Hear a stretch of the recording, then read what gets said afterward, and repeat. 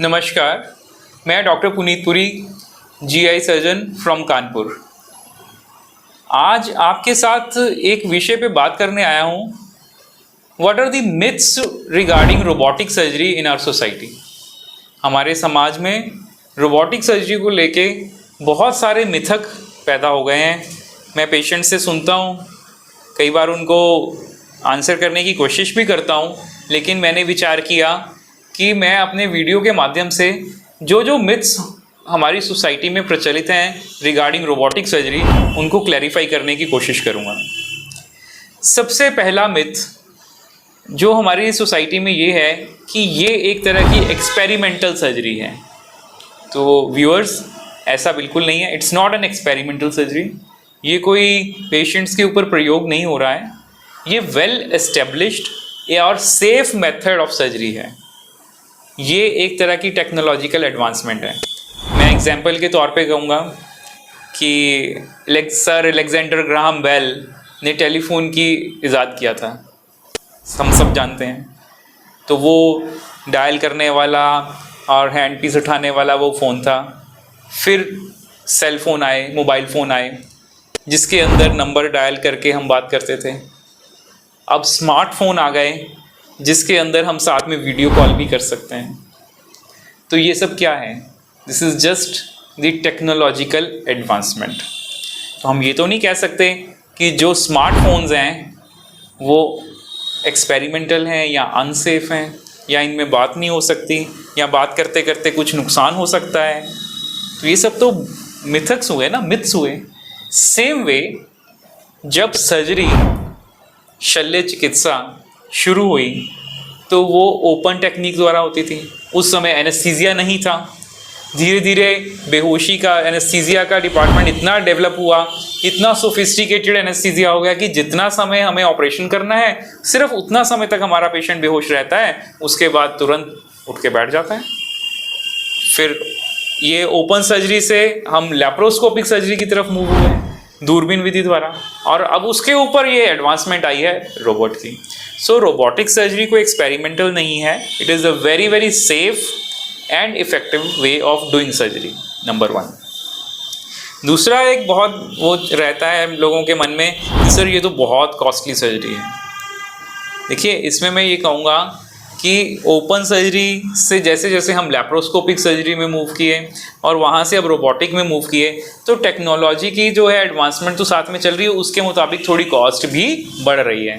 Same way कि जैसे हमारा लैंडलाइन सेट से अब स्मार्टफोन की तरफ आए हैं, वैसे वैसे कुछ कॉस्ट तो बढ़ेगा।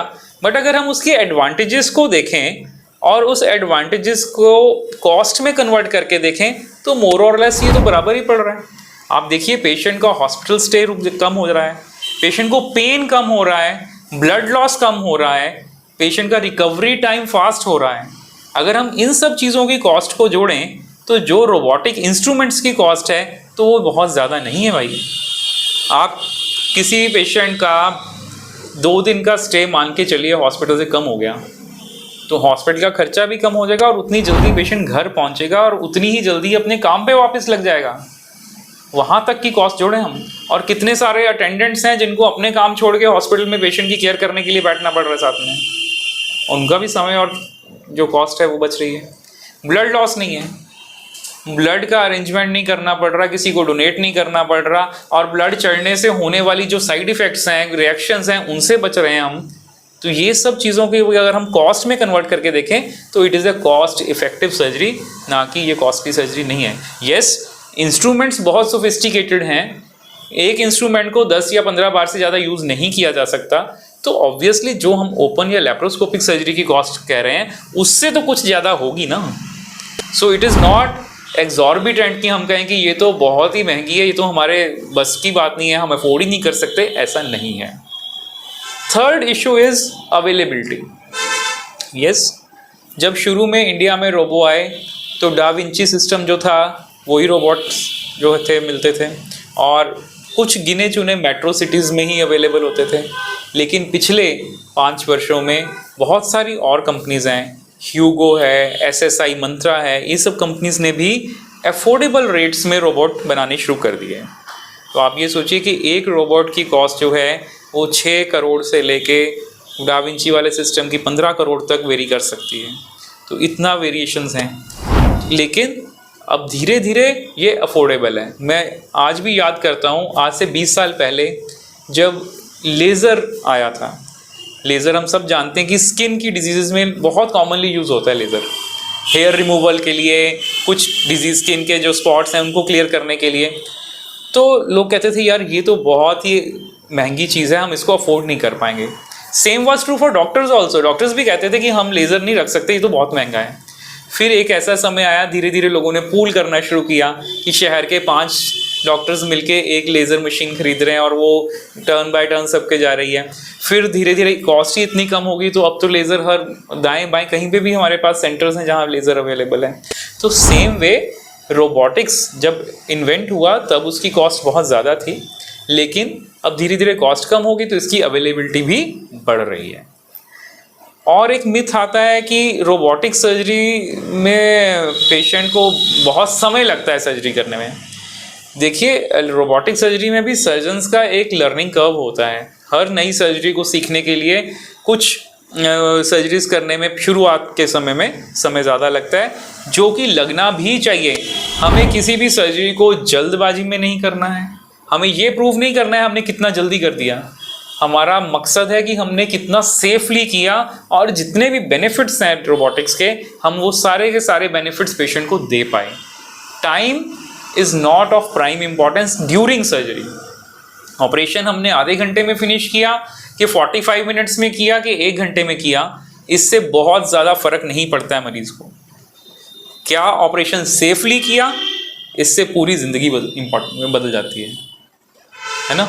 तो safety is of paramount importance. We can not jeopardize safety and robotic surgery gives us an advantage to perform the surgery safely.